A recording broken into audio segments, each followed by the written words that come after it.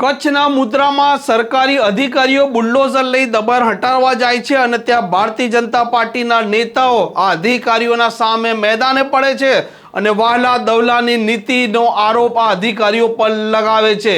ક્યાંની ઘટના છે વિગતવાર વાત કરીશું। નમસ્કાર, આપ જોઈ રહ્યા છો હોટલાઇન ન્યૂઝ। કચ્છના મુદ્રામાં એક ઘટના સામે આવી છે જેમાં ત્યાંના સ્થાનિક અધિકારીઓ હતા, મામલતદાર હતા, નગરપાલિકાના અધિકારીઓ હતા અને પોલીસ કર્મચારીઓ હતા। ત્યાં સ્થાનિક લેવલે તે દબાણ તોડવા પહોંચે છે, પરંતુ તે સમયે આવી પહોંચે છે કે આ મુદ્રા નગરપાલિકાના જે પ્રમુખ છે તેમના પતિ ભારતીય જનતા પાર્ટીના પૂર્વ શહેર પ્રમુખ તેમજ પૂર્વ નગરપાલિકાના પ્રમુખ કિશોરસિંહ પરમાર અને તે વહીવટી અધિકારીઓ પર આરોપ લગાવે છે કે તમે જે દબાણ તોડવા આવ્યા છો તેમાં વહાલા દવલાની તમારી નીતિ છે।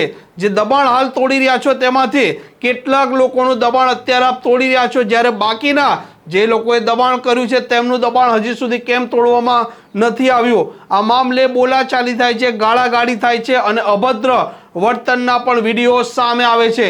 જે હાલ વિડીયો વાયરલ થઈ રહ્યા છે તે આપ જોઈ લો।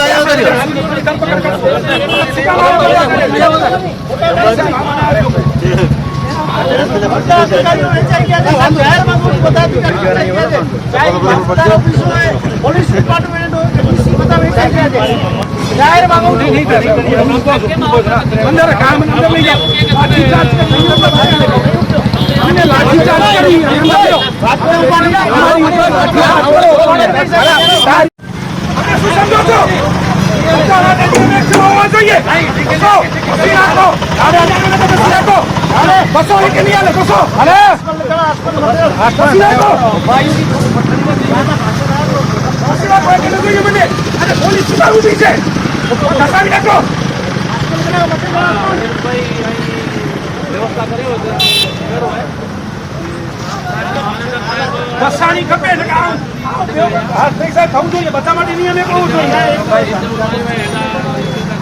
અમને લઈ લો, નાખી દો, અમે જેલમાં જવા તૈયાર છીએ, અમે જેલમાં જવા તૈયાર છીએ, પણ આ દસાવવું જોઈએ।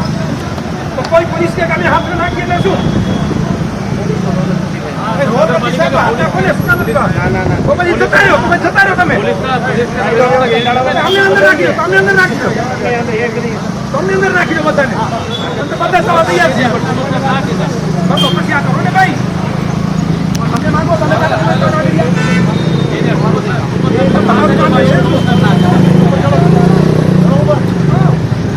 આ ભારતીય જનતા પાર્ટીના જે નેતાઓ છે તે વહીવટી અધિકારીઓ પર આકરા તેવર અપનાવે છે અને તેઓને સ્પષ્ટ કહે છે કે તમે દબાણ માટે દરેકની એક પોલિસી રાખો।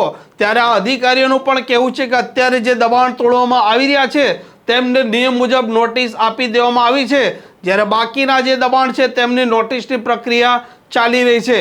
તેમની પણ પ્રક્રિયા પૂર્ણ થયે દબાણ તોડવામાં આવશે।